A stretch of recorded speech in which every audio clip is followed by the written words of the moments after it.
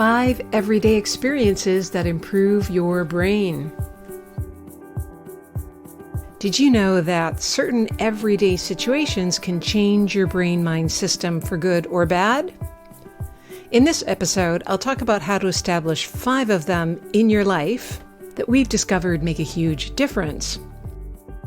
Now, the brain-mind system is a fascinating process that can capture new data every day. And now, thanks to the latest in neuroimaging technology, scientists know that many things can change the brain-mind system and how we interact with the world around us. Those changes can either help you reach your potential or deteriorate it. Learning about this can help you adjust your lifestyle for the better and help those you serve as well.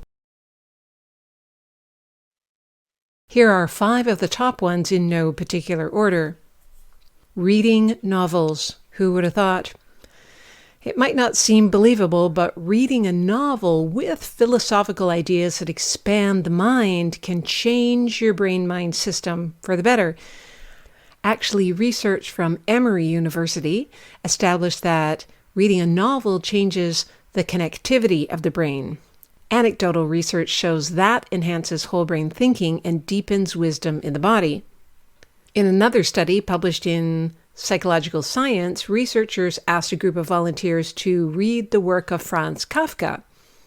After they did, their cerebral parameters changed, which made them more intelligent in terms of IQ.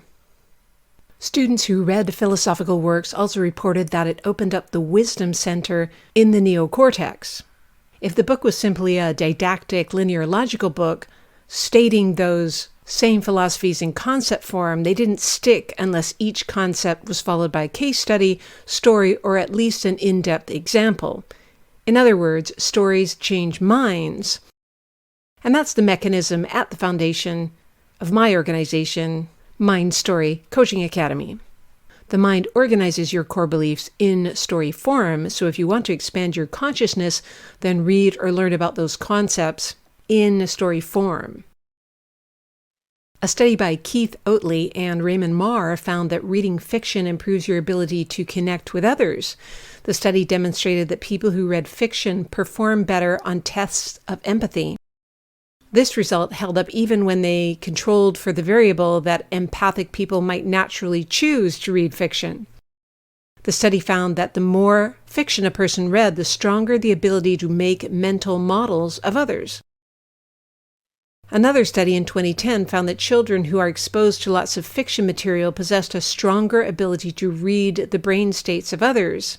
Media companies know about the power of story and will use stories to sway opinion. Not just on the news or social media, but in TV and movies.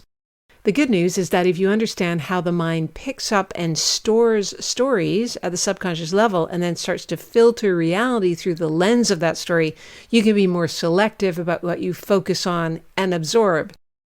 Actually, as Plato once said, a great philosopher from thousands of years ago, those who control the stories rule the world. I also think that those who control their own inner stories have power over their lives like nothing else. So the next time you're looking for a good novel to curl up on the couch with, find one that will expand the way you view the world, rather than entrench you in limiting beliefs.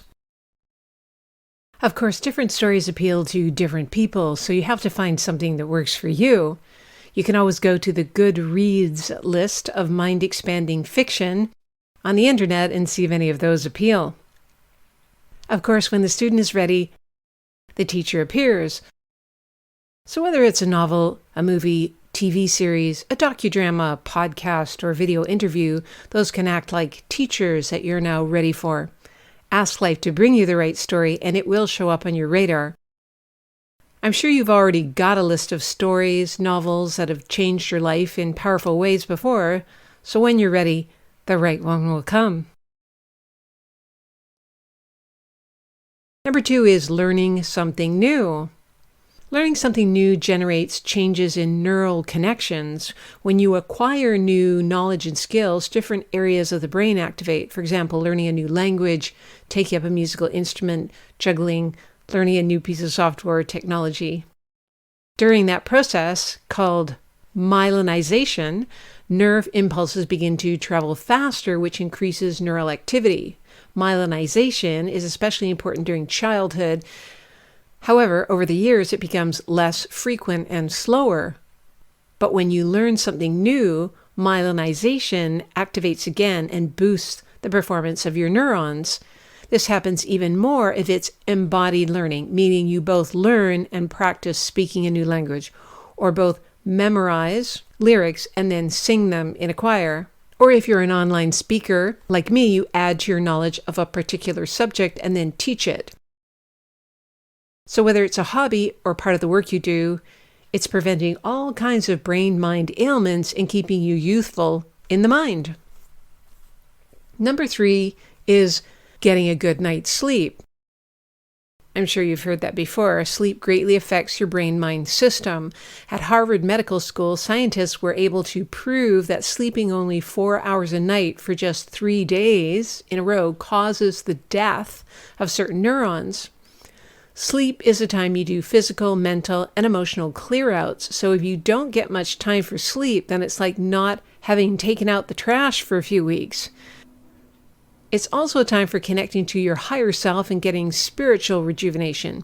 In fact, dreaming is incredibly important. It's a unique state of consciousness that helps you process both past and present experiences, turning them into deeper wisdom, which helps prepare for the future.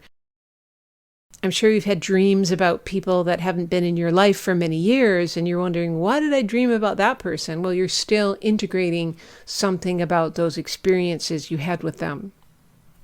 Lack of sleep also affects the amygdala, an almond-shaped structure in the center of the head that serves as your emotional control center. If you're agitated, it can affect your sleep.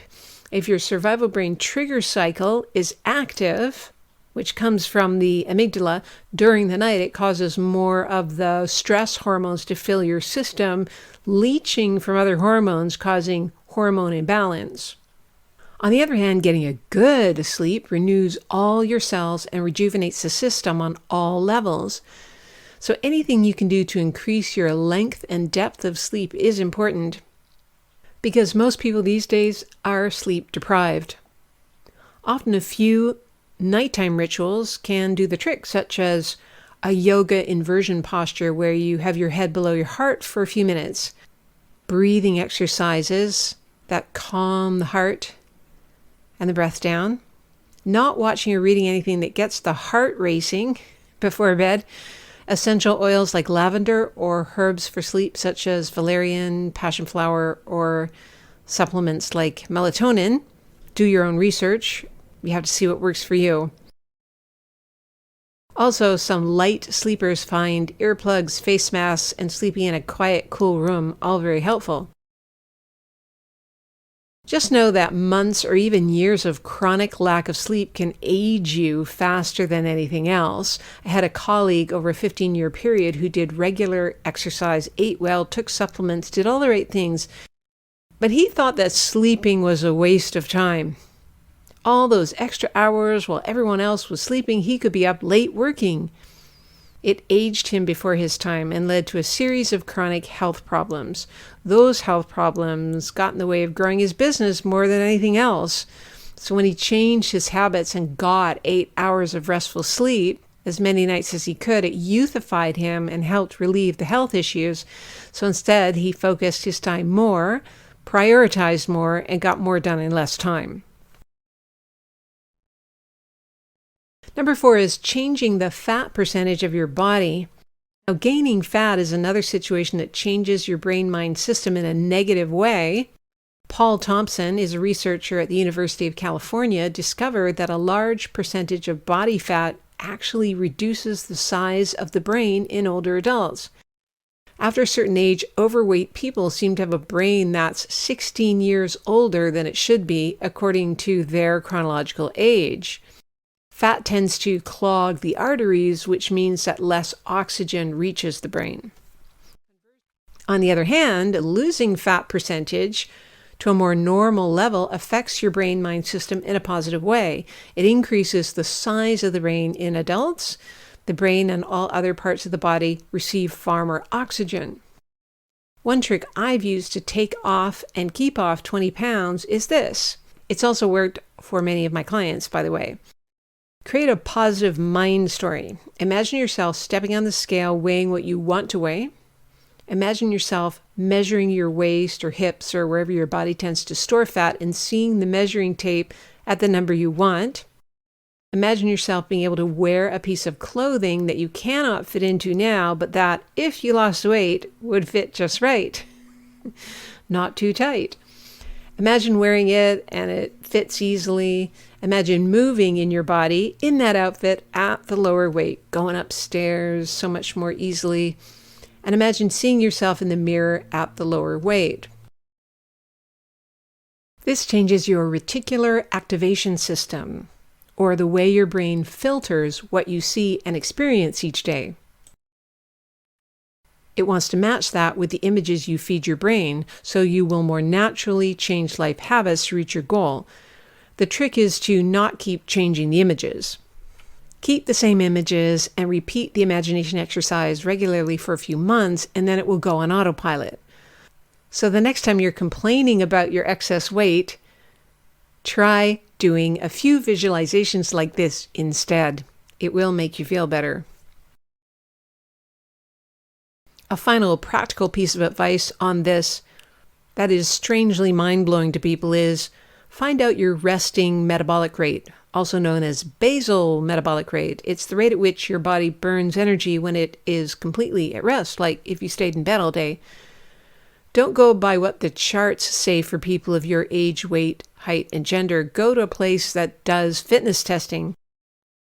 There's a system they use for getting an accurate reading. Then find out how many active calories you burn on average during a typical day. Add that to your basal metabolic rate, and most people are shocked to see how few calories their body actually uses every day. Then what you do is add up the calories of a typical day of eating for you. Almost everyone I've seen do this discover they are eating 500 to 1,500 more calories a day than their body needs. Most people eat huge portions of food, so the simplest way is to try eating half of what you normally eat. So eat the same foods, but just cut it in half. You'll be amazed. At first you might feel deprived, but after a while you get used to it and eating more feels like too much. That said, cutting out foods and drinks that trigger cravings makes a huge difference. This is easier said than done, but once you're off those substances, you will naturally consume far less. For example, sugar, flour, alcohol, caffeine. Those have been out of my life for a long time now, and I don't miss them at all. For some people, they say, that would be impossible. But remember, that's only a trick of the mind. Once your body detoxes from them, you don't crave them at all. And the fifth one is meditation. That may not be surprising, but many studies prove the excellent effect that meditation has on brain-mind functioning. Actually, research conducted by Dr. Sarah Lazar of Massachusetts General Hospital proved that half an hour of meditating for 8 weeks produces lasting positive effects on the brain. The clinical trials demonstrated that meditation increases the density of gray matter, the hippocampus, and other areas. In addition, it leads to higher learning capacity, less stress, more capacity for introspection, among other things. Now, meditation doesn't have to mean sitting in the lotus position, having no thoughts. That's actually quite tricky, especially for someone who grew up in a Western culture. However, meditation is really about any time you're focused in the present moment. It could be on a walk in nature, playing music, dancing, any type of creative endeavor. It could be listening to your child with all your heart and soul. It could be doing a project around the house and being totally focused on it. It's when our minds are focused in several directions at the same time, or switching from one thing to the other a lot. It's hard on the brain-mind system. For example, you're listening to your spouse while looking at text, or you're doing the dishes and thinking about something you need to do tomorrow, or you start on a cleaning task, then abandon it halfway through and get on the phone and then start on a work tasks and then get pulled onto social media conversations and you're just darting from one thing to the other, a part of your mind is still on the previous task and on the one before and the one before. There's been no sense of, okay, I'm leaving this now, I'm finishing it, I'm totally focused here. And so you're diluting your mind energy and it fractures the mind and makes your whole system go on overload. So in summary, it's important to be aware of the situations that can change your brain-mind system for good or bad. Stories, learning, sleep, fat percentage, and meditation. I had a client who worked as a consultant in a very rarefied kind of technical niche in engineering. He only read nonfiction, worked 12 hours a day in his business, doing the same thing day after day, never learning anything new, slept about 4 to 5 hours a night, was 80 pounds overweight, and felt scattered and distracted most of the day. This is common for a lot of people, but all he did was change a few habits in his life over about a 6-month period. He read a new novel every 2 weeks. He started learning Spanish. He slept more like 7 hours a night. He ate half the amount of food, cutting out sugar and flour, and went for a 30-minute walk in nature every morning as his form of meditation. His entire life changed. If you look at a before and after picture, he looks 10 years younger, and even though he works far less, he's got better clients who pay him more, and he offers far better service because of it. Check out the MINDSTORY Inner Coach book if you like nonfiction books with fill-in-the-blanks processes like the Avara model to guide you through finding and releasing regrets, resentments, past blocks, shadow material, and freeing yourself up for creating a life you love. Also, do check out the page-turning fantasy adventure novel HELIO TROPEZ. It is the winner of 4 book awards. All books and online courses are at goldenagetimeline.com/shop, or just go to the shop tab. We take crypto as well as cards and PayPal. So that's it for now. Until next time, have a great week.